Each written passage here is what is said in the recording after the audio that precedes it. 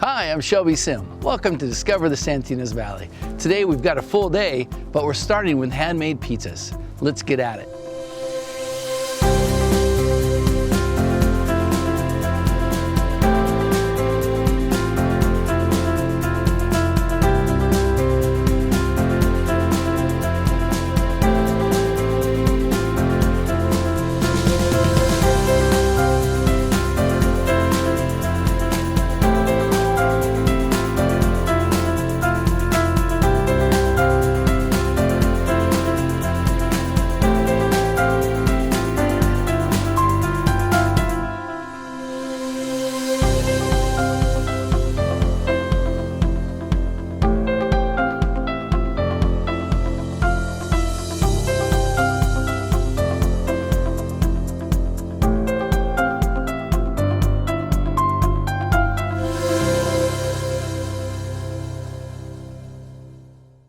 I'm excited to be starting off the day with Chef David Cecchini, proprietor of CECCO Ristorante.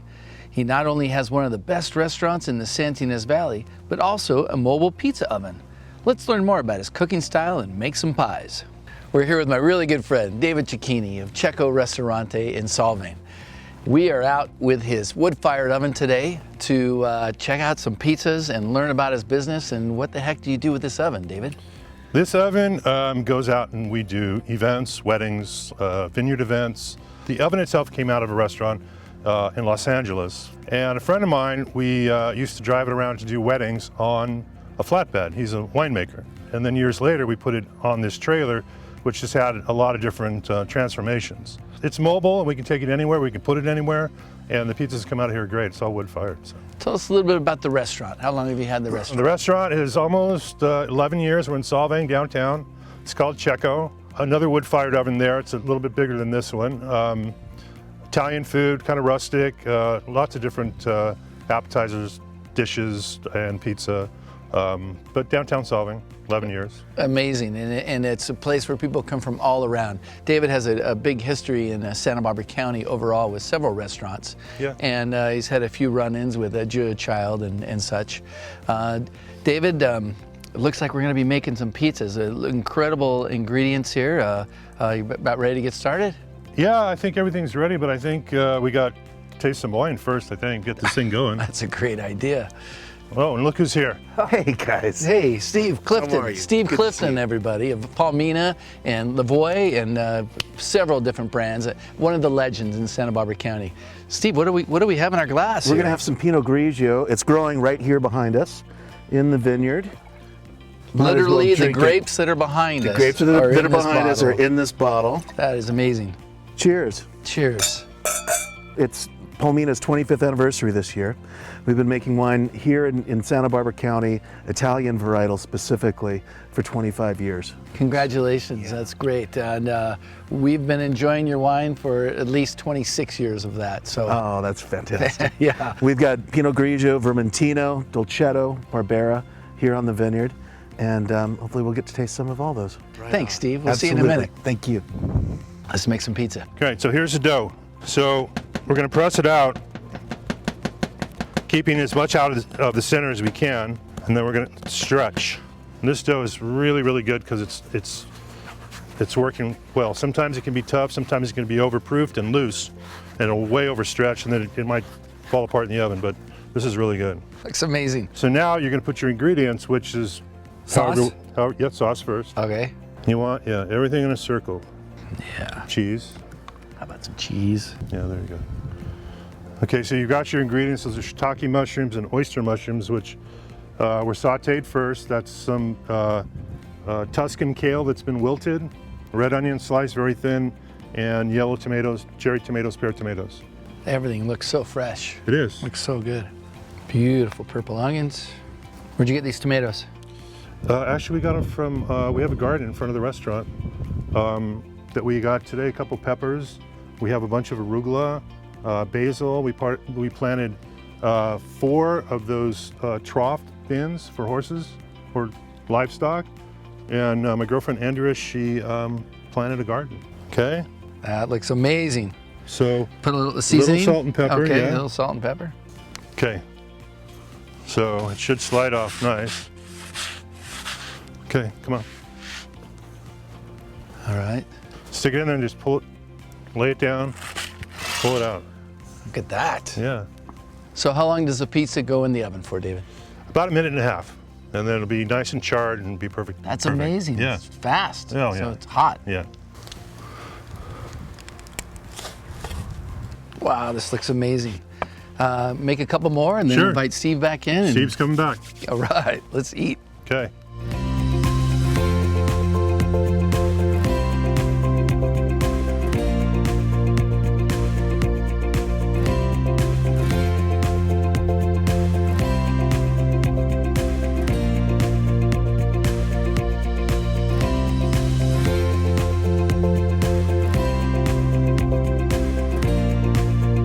Wow, these pizzas look amazing.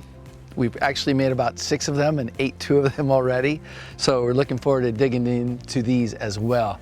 Steve has rejoined us here. Steve, what do we got? I think we've got a wine for each of the flavors here. We've got some Pinot Grigio, we have some Sangiovese, we have some Nebbiolo. I think we've got something that's going to match with each one of these. Awesome. Wow, looking forward to digging in. David, again, thank you very much for having us out, teaching Thank you, me how to Shelby. make some pizzas. How can folks learn more about CECCO Ristorante? CECCO Ristorante is in Solvang, downtown, 475 First Street, right next to the little park, Solvang Park. Phone number 805-688-8880, and we have a website that's ceccoristorante.com, and hope to see you there. Thanks. Excellent. Well, Steve and I will be there this Heck afternoon, yeah. no doubt about it. Cheers, gentlemen. guys. Let's eat some pizza. Let's do it.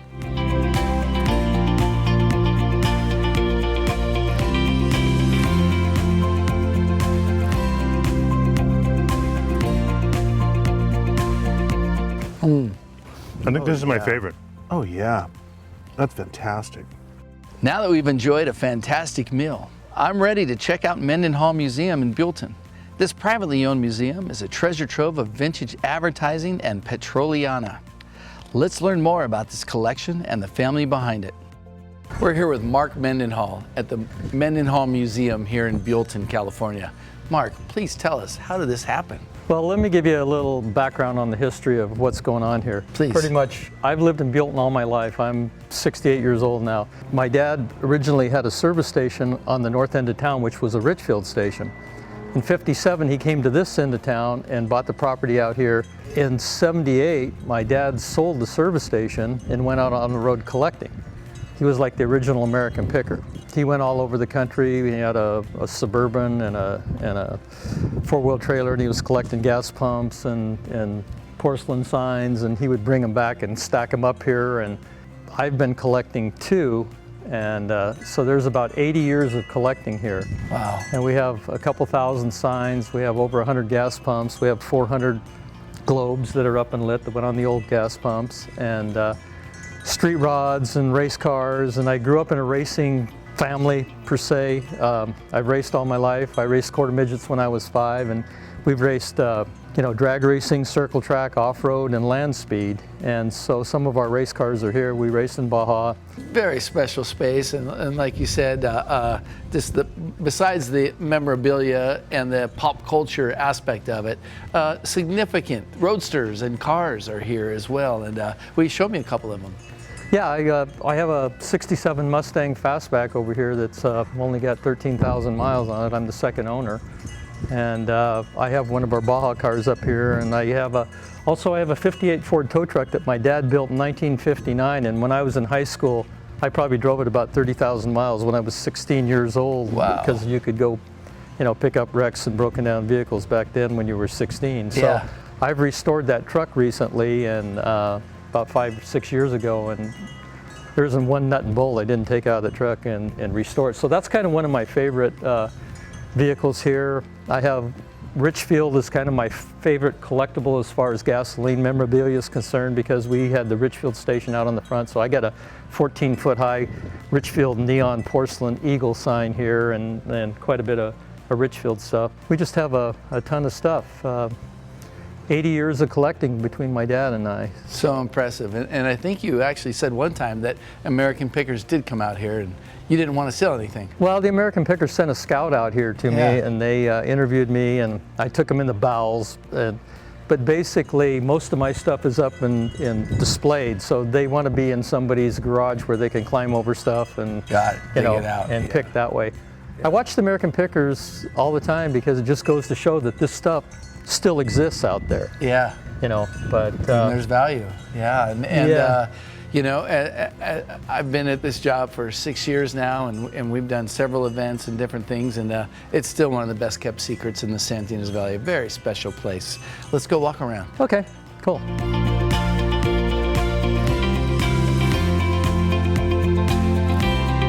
This is kind of cool because Mission Santa Ynez and La Parissa, my mission, this is a pretty cool sign, you know, because the missions are local. And these are some pretty cool hotel signs because of some, like Santa Maria and Hotel California, and the rates were $1.50 Wow. up back then, so that's pretty cool. And like I said, Richfield was my favorite collectible, so, you know, I have this 14-foot high Richfield Eagle neon, and at night it's awesome. We have like 32 neon signs. Okay, so this is my Roadster, my land speed car. It's a 32 Ford Roadster that my dad got in the 2 Club in 91 at 207 miles an hour, and I've got 210 in it at Bonneville in 96. And we're rebuilding it as a club project right now to take it back out and run it again. So we're gonna try to get it to run at El Mirage and then maybe Bonneville. So it's a fun little project. Beautiful. And what was the first? When did you go 210 in this? Back in 96. 96. Excellent. Mark, thank you for walking me around. Oh, you're welcome. Yeah, please tell us what can anybody expect if they give you a call and schedule a tour here? Well, if they want to go in and see what the collection's all about, they can go to our website, which is www.mendenhallmuseum.com. Or to schedule a tour, all of our tours are about an hour-and-a-half guided tour, and we do it by appointment only. And they can call for a tour, call area code 805-689-2402, and then we can schedule a tour for them. All of our tours, we charge $15 per person donation. And then we do other events here too. We do weddings, funerals, class reunions, car clubs, motorcycle clubs, whatever. So if they call the number, we can give them you know, our rates and availability and times. All of our events are first come, first served. But again, they can call me at area code 805-689-2402. Really special place here in Buellton, California. Anything else that maybe we don't know about this? Fortunately, we haven't taken so many pictures to saturate the collection that there's going to be so much for people to see here that they don't normally see on the website or through social media, that we have people that come for tour after tour after tour, and every time they see something different. So there's, like I said, we have a couple thousand signs, about 1,500 license plates, 100 gas pumps, and 400 globes, and just a lot of, we have music boxes and just a lot of different eclectic stuff. It's not all gas and oil, so. Absolutely, and things that we aren't even talking about because there's just so many things. Yeah. Come on out to the Mendenhall Museum. I really enjoyed seeing all the vintage advertising. Makes me want to take a road trip. Well, it's only a few miles, but our next road trip will be to Santa Ynez to check out Lucky Hen Larder and learn how to create a custom charcuterie board. We're out at Lucky Hen Larder with Cynthia and Alicia. Thank you so much for having us out. Thank you. Thank you. Please tell us about the shop, everything you have going on, and what the heck are we going to be doing? Well, we are the Lucky Hen Larder, the two of us, plus a few crew. We've been here for 4 years. We just celebrated our 4-year anniversary. Congratulations. Thank you very much. Started as a little teeny shop and have expanded. We do cheese and charcuterie, plus lots of gourmet goods, artisan culinary goods. We serve gourmet sandwiches, coffee. We also do catering, box lunches, gift baskets, and really it can go on from there. Food is amazing. We've catered many times from Lucky Hen Larder. So blessed to have you here in the Valley. And what are we going to be doing here? We're going to compose a cheese and charcuterie board today. Please tell us, what is a cheese and charcuterie board? Well, we have over 100 cheeses in the shop. So generally what we do is select some items that we really love, starting with cheese, and then the charcuterie, which most people don't know, is actually cured meat. So it's as simple as bacon. Any meat that's been cured is considered charcuterie. So what are we putting on the platter? Well, we picked 3 cheeses today. A soft cheese, which is a classic brie from France. We have a prima donna, which is a aged Gouda from Holland. And then the Mimolette, which is this bright, vibrant orange cheese from France. Looks beautiful. Yeah. Olives go in. And these are marinated olives that we do in-house with lemon zest and fennel seed. It already looks beautiful before we even add the charcuterie. Well, starting with a nice board is a really way to do Yeah. a cheese and charcuterie board. Then I'm going to just kind of jazz up the meat, make it look fancy. And this is calabrese, and it is made with Calabrian peppers, extremely spicy. And when we say spicy, we really mean spicy. Wow, exciting. And part of putting together a successful cheese and charcuterie board is the way that you place the meats. And so making them look pretty like flowers is a really nice way to go about it. The next meat we're going to put on is the sopressata. Sopressata has a little bit more fat and traditionally has large pieces of peppercorn. And the Genoa Milano salami. And this is probably our most traditional salami, and I would say most universally liked. Some stone ground mustard. Some house-made habanero marmalade. And Alicia makes all of our marmalades and jams, and she does jar all of those for sale at the shop. And these are pickled sweet peppers called Sweetie Drops. Pickled fennel we make in-house, so we make this here. And house-made pickled vegetables, which we make here as well. Next we'll go to our dry goods. So these are the dry accoutrements. We have candied walnuts, No. dried cherries, And those are nice tart dried cherries. golden raisins, And we get the golden raisins from the farmer's market. Here locally in the Yes. San Ynez Valley. Marcona almonds, classic, salted cashews, and dried apricots.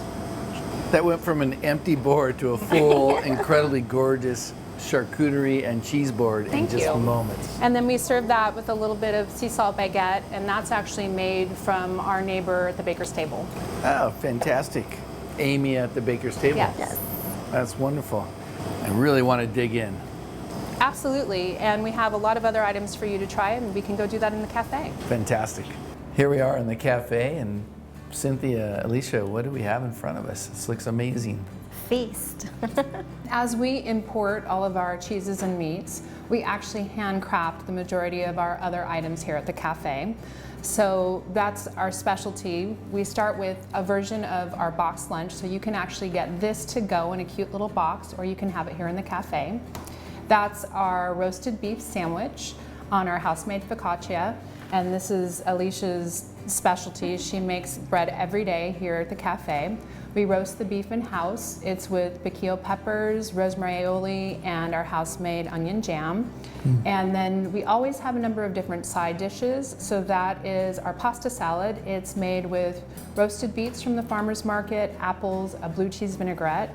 Comes with our specialty pickled vegetables, and then our house-made almond brittle. Wow.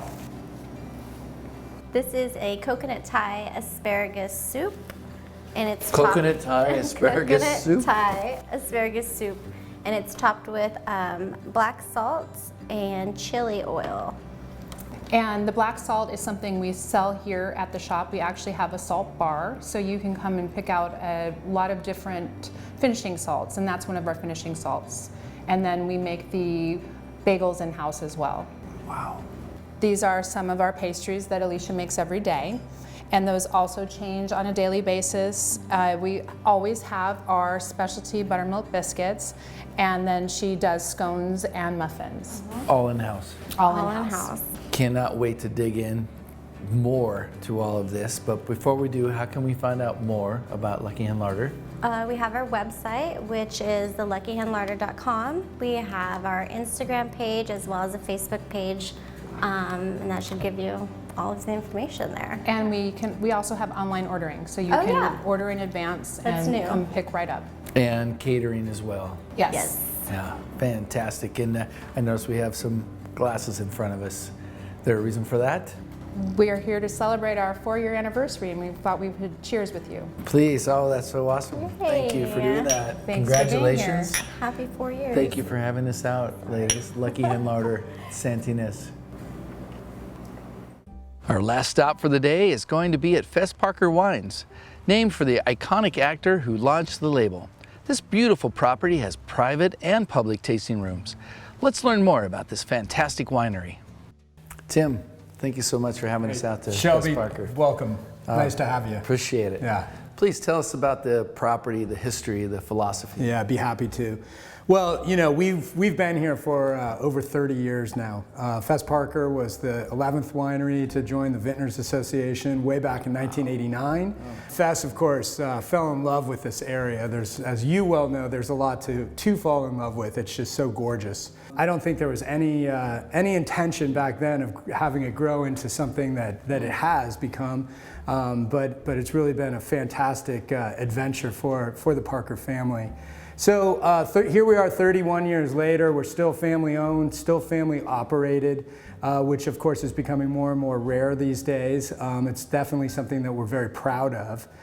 Fess really did want to establish something that could be multi-generational, and our third generation now is involved with the family business. Our two kids are active, and a couple of Eli, my brother-in-law's kids, also active here at the winery, and also at the Wine Country Inn, which we have in Los Olivos, as you well know. So it's been a wonderful ride here, and from our perspective, we're just getting started. That's fantastic, and so exciting. So many different projects that you're working on. Ready to share a couple of them? Yeah, we do. You know, it feels like we can't just kind of stay still, and we always want to continue to reinvent and make progress on what we're doing.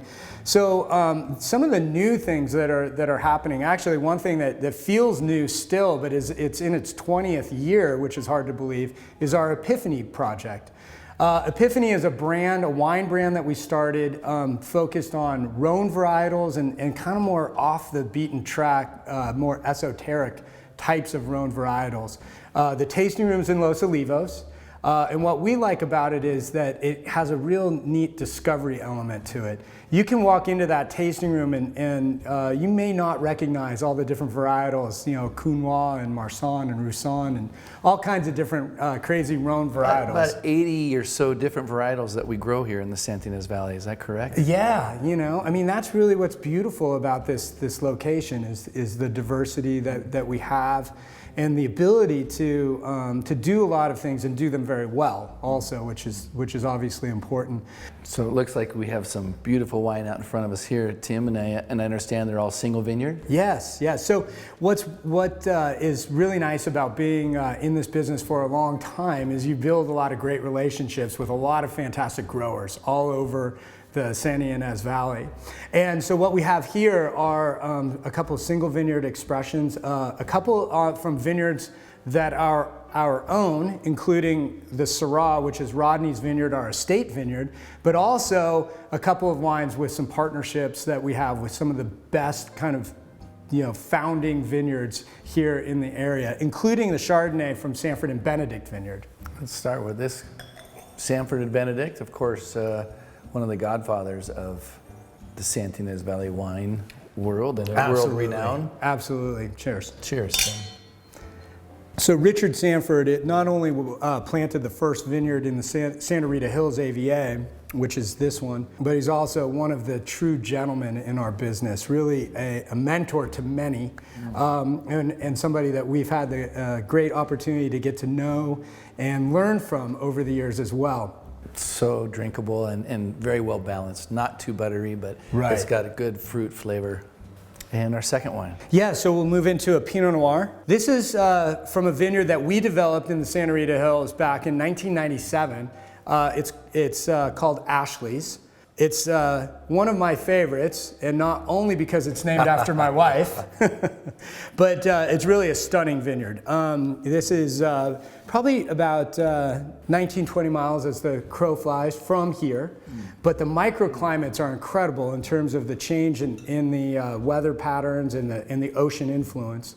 And then also when we get out into Santa Rita Hills and Ashley specifically, we really get into the diatomaceous earth and those sandy soils, and you're talking about basically ancient beach sand, sea bottom. And I think that those characters, that kind of briny minerality comes through in these wines. Makes me lick my lips. It's really good. So whereas the Santa Rita Hills is kind of on the southern end of the Santa Ynez Valley, the second Pinot here is on the north end. That's right. So we're going to go up here to another old, established, highly pedigreed vineyard called Ynez. And the Miller family, we've been working with the Miller family since the early 1990s. So a long, long history, decades of collaboration there. And the fruit that we get from this is quite different. Tends to be, I think, a little bit plusher in the mouth. A little bit more of a kind of mushroom forest floor type of character, which a lot of people would harken back to old world Pinot Noir type of nuances. But again, I think it's just a wonderful representation of what we can do and as a growing region, and also the different types of expressions of Pinot Noir that you can get from these different single vineyard sites. Completely different characteristic. You can still tell it's a Pinot, but like I say, a lot more fruit in this one, a little more spicy in this one. That's right, yeah. And this one I think is a little racier, a little bit more, the Ashley's has a little bit brighter acidity. The Ynez a little bit, kind of broader in terms of mouthfeel and texture, a little softer. And finally. So finally we're going to get into what is really a flagship wine for us. This is our Rodney's Vineyard, single vineyard Syrah. The Rodney's Vineyard is what surrounds us here at Fess Parker on the estate out here on Fox and Canyon Wine Trail. These blocks were planted in the early 1990s. So we have mature vines, and it has a bit of elevation to it. It's about 1,000 feet of elevation, so you have well-drained soils. And these vines really struggle during the growing season, which gives us lower yields and great concentration of flavor. We always also get this kind of old world funk that comes with this wine, and I think you can smell that, and I think it adds a lot of character and complexity. Ripe fruit, dark fruits, blue fruits, black fruits, but a little bit of that earthiness too. So it kind of straddles new world, old world styles in terms of Syrah, which we just love this wine. That's awesome. Tim, please tell us how we can learn more about Fess Parker Vineyard. Absolutely. So the easiest thing to do, obviously, is to go to the website. And if you go to www.fessparker.com, that will take you to a website where you can then actually branch out and learn more about Fess Parker, Epiphany, the Bubble Shack, and the Wine Country Inn. Again, all locally. And then in there, you'll be able to make appointments and make arrangements for special tastings. You'll be able to see the list of events and pretty much all things Fess Parker you can access and at least start there. Tim, thank you again for having us out today. My pleasure. Thanks so much. Cheers. Well, we've been across the entire Santa Ynez Valley in just one day. It just shows how much we have to offer here. We hope you'll join us as we continue to discover the Santa Ynez Valley.